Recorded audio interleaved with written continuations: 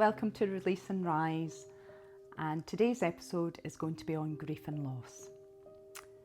Grief comes uninvited. Sometimes it hits us like a storm, and other times it creeps in quietly, leaving you lost and exhausted.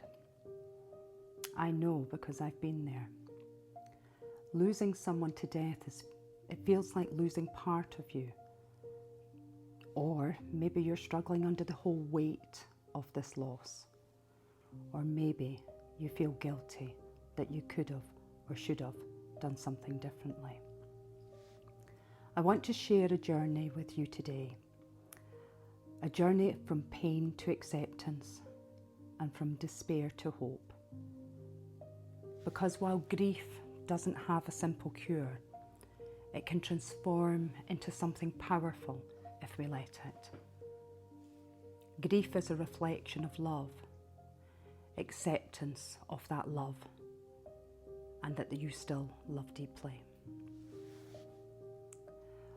When death occurs, we find ourselves asking one big question: who am I now? I am not a wife or a husband or a partner. I'm not a sister or a brother or a mother or father. Who am I? This is the question I asked myself 20 years ago when my dad died suddenly in my arms, and the guilt of not being able to save him. This is what haunted me for a further 10 years. Searching for answers for the resolution, I found Stages of Grief by Elizabeth Kubler-Ross, who founded the program of denial, anger, bargaining, depression, and then eventually acceptance, which I all find are really valid experiences of grief and their format, although in my opinion they're not linear.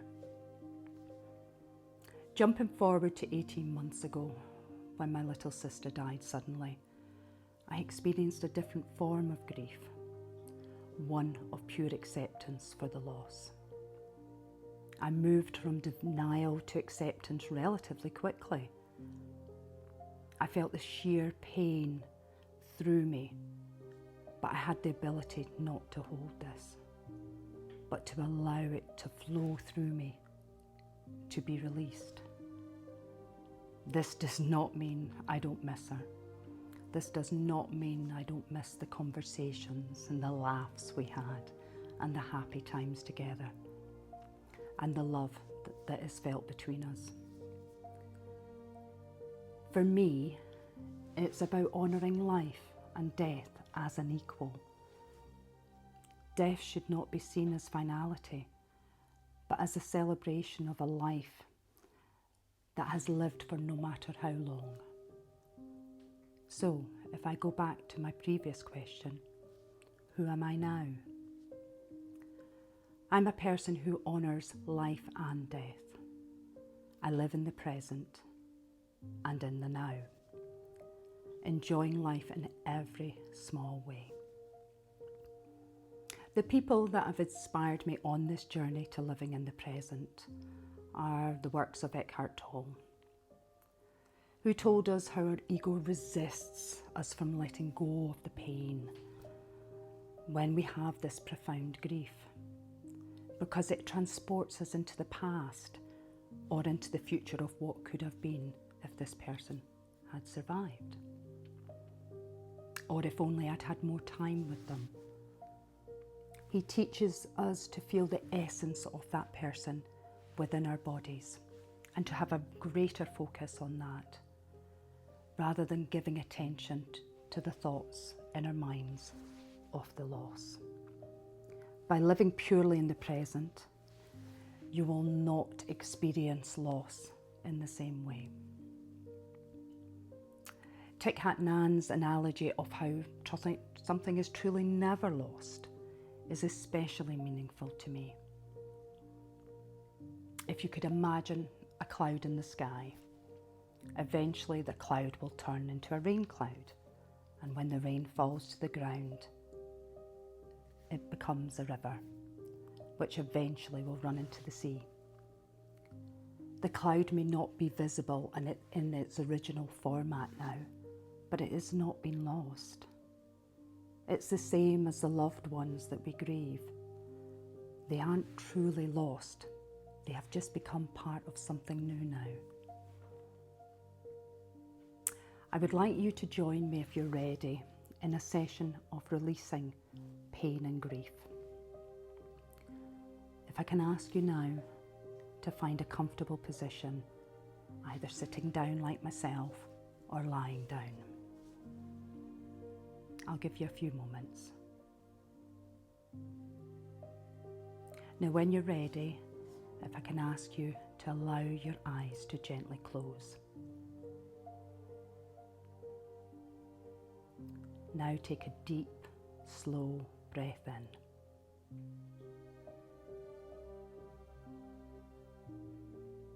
And as you exhale, allow your body to become completely relaxed.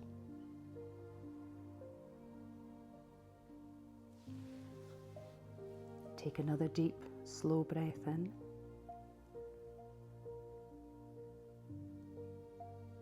And as you exhale, feel your body more and more relaxed.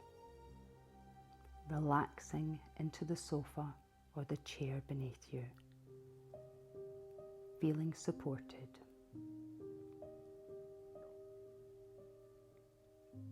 Now breathe normally now.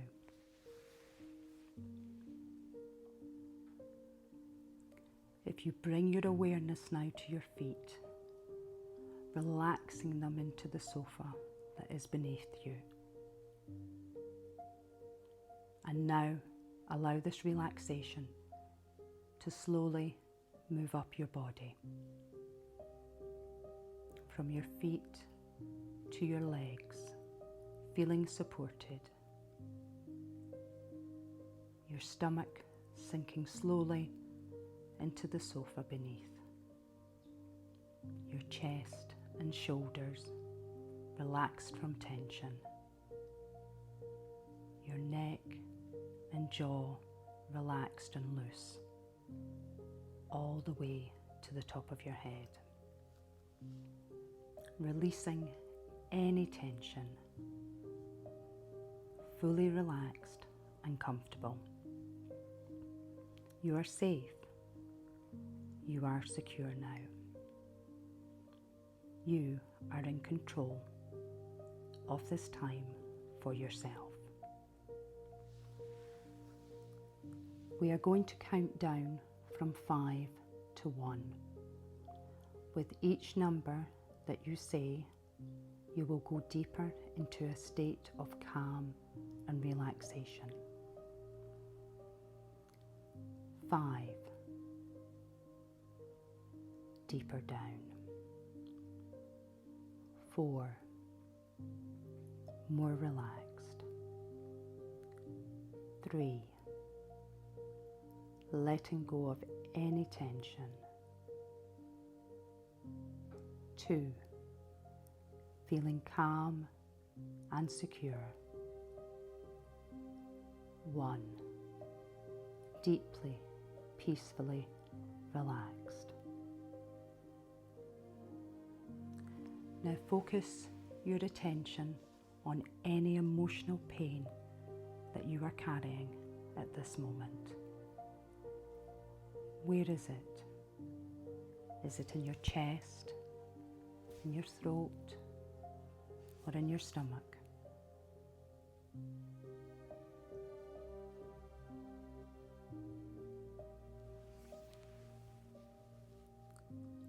Now I want you to imagine that pain or grief as a ball. What colour is it? What size is it?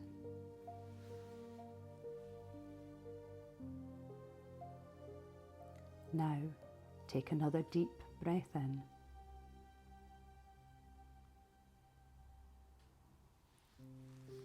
And imagine that ball getting smaller and smaller and smaller.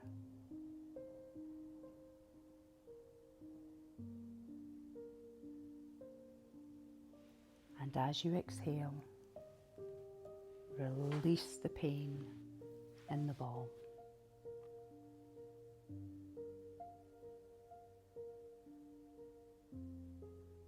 Now take another deep breath in.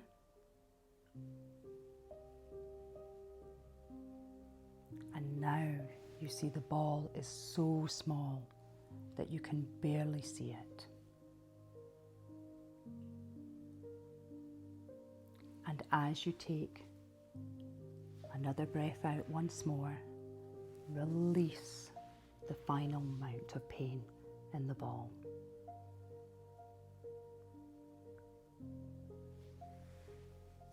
Leaving you feeling lighter, so much lighter.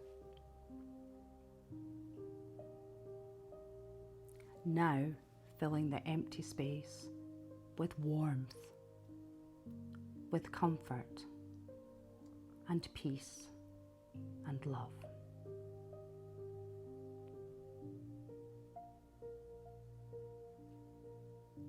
As you feel lighter, repeat these words after me. I allow myself to grieve.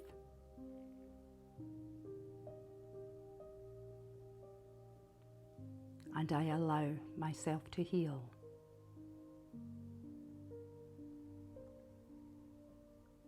I am not broken. I am healing. I carry the love forward, and I release the pain. I am gentle with myself.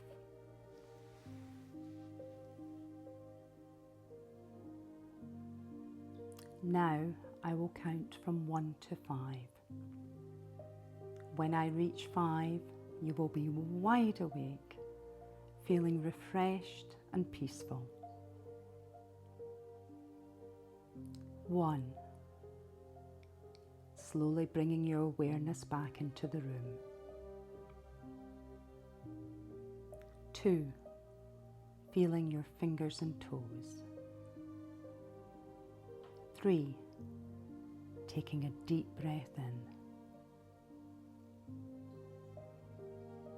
4. As you exhale, feeling calm, refreshed, at peace. 5. Eyes open now, fully awake and refreshed.